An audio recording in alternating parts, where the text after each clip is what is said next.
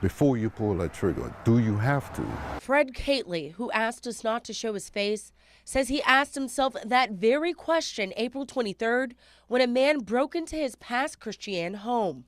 I woke up with a young man being an exotic dancer over my wife, and he was naked and he was trying to rape her.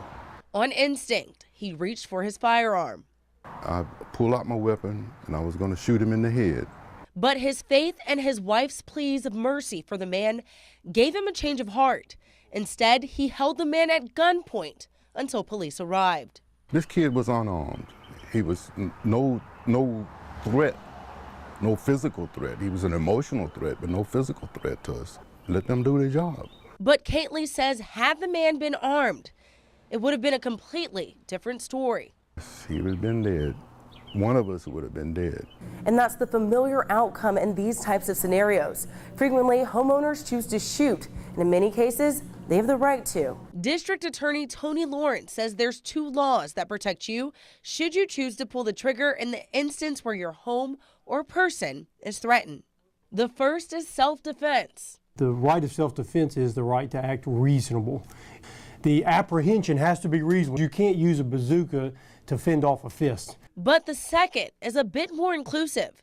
It's known as the Castle Doctrine, and it's a Mississippi law that covers your home and your property. In the Castle Doctrine, in certain situations, if you're in your home, a place where you have a lawful right to be, and someone is trying to break into your home or someone's trying to kidnap someone from your home, then you have a right to defend yourself 100%.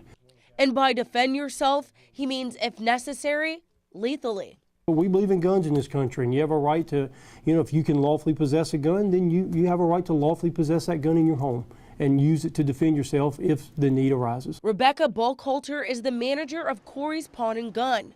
She says people come in regularly looking to do just that. In the past 3 to 5 years, I've had more men and women come to me that have never owned a firearm in their life, wanting for something for protection. To her, the reasoning for that, it's been on the crime rate, the breaking and entering. But she tells customers to be mindful with their weapons. You have the right to defend your family and your dwelling.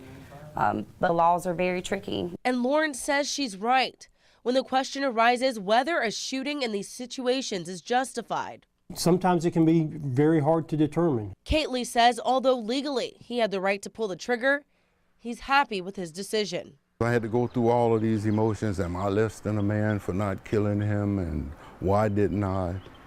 But I feel that I'm a better person today for not doing that.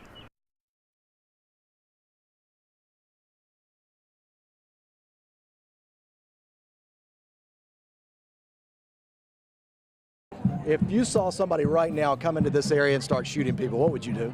I would go after him and try to stop him. I really have absolutely no idea how to answer that question. I think it's a spur-of-the-moment decision. My first reaction would be to go defend not only my wife, but people around. Everyone has a different answer. No one really truly knows how they're going to react until that moment hits.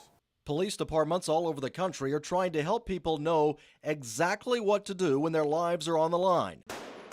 Carl Short with Biloxi Police leads an active shooter response training. If you've already thought about what you're going to do and that plan is realistic and simple, you will act on that plan before you really even put much more thought into it. The plan comes down to 3 principles. Run, hide, or fight. First course of action, get away. Always know where your exits are. Like in this room, if the shooter was right there at that entrance, you want to be moving away from there as quickly as possible, finding another exit point. And really, that's not true of just an active shooter situation, but anytime you see anything out of the ordinary, it's a good idea to just leave. If you're in a public place and a fist fight breaks out, are you going to sit around and watch it, or are you going to leave? Because nowadays, fist fights evolve into gunfights. Looking back at Columbine, 13 people were killed, another 24 injured. Short says had more people been on the move inside the school, more lives could have been saved. The students sheltered in place, and when the shooters broke into the cafeteria or the library, for example, there were just lots of people sitting around that were available targets. Now, if running away just is not possible, you want to find a place to hide that's as secure as possible, like a solid concrete wall to get between you and the shooter. we were in this office right here thinking that we were going to hold down in place, we would have a problem because you could shoot through these walls pretty easily because they're all drywall. And as a last resort, taking action against the shooter. This is an act of desperation. You know, it's you or them. When faced with this act of desperation, look all around wherever you are and find anything that can be used as a weapon. If the person comes in and you start throwing desk items at them, you know, I've seen some pretty flared out desks that have some, you know, sizable objects on them. Anything you can to distract the person from taking out violence against you. On average, it takes police 3 minutes to respond to an active shooter scene. Those 3 minutes could be the difference between life and death. And Short says the chances of survival increase if everyone has a disaster plan in place that they've talked about and rehearsed. You keep it simple and everybody will remember it. And when the time comes, you'll be amazed at how people react. They'll react how they were trained. It's training for something no one hopes for, but is always a possibility, and being prepared is the key. In your lifetime, it might not ever happen, but we might walk out in the lobby on the way out, and it could happen right there.